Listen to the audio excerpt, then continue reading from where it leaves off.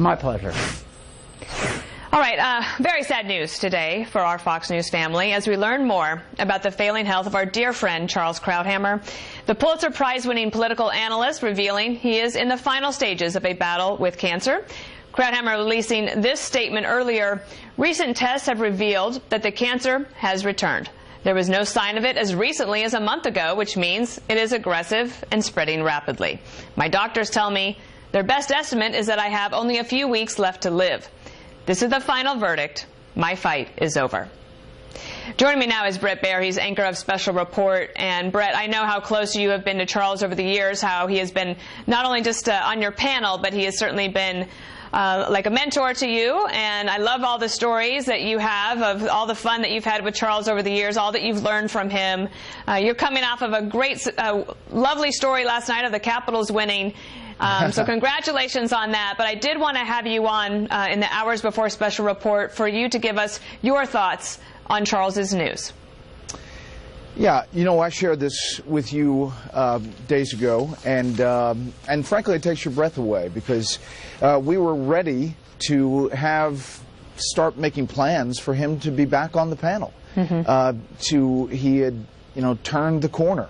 And it had been a long battle through these series of surgeries.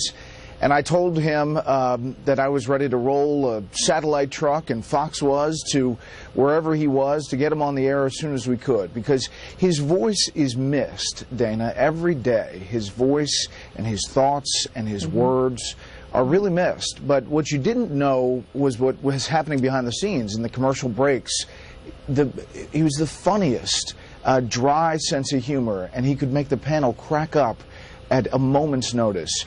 I'm just really happy that he is put this out so that he can see how much the world loves him and how much he changed the world, Dana. I know. I used when he had his columns on Fridays, it was the first thing I always read on Fridays. But then when the internet became more popular, you know, I'm kind of old, but it would post on Thursday night, so I'd stay up late on Thursday night to read Charles, and then I'd read it again. I would rush home from here in order to get to see the Special Report panel without having to rewind my DVR so that I could make sure I heard what Charles said, and then I would read it again in the transcript the next day. You have a great story about him taking you over to the baseball game, because people might not realize he was able to drive himself. He had a vehicle that was created just for that. What were those days like? Amazing. I mean, he went to as many Washington Nationals games as he could. I mean, he would leave here when the panel was finished, and he would get in his van. He would drive, and again, in a wheelchair, the thing would lower, and he'd go in, and he would drive himself. And it was pretty amazing. I went with him a few times in his van. I understand he liked to drive fast. He did like to drive fast, and you know he's got the use of one hand, and he's driving, and you know it was really hot in the van, and he said, you know, do you want the air conditioning up? And I said, you know, just focus on what you got to do to get us to the game on time. He loved baseball. He loved being with people.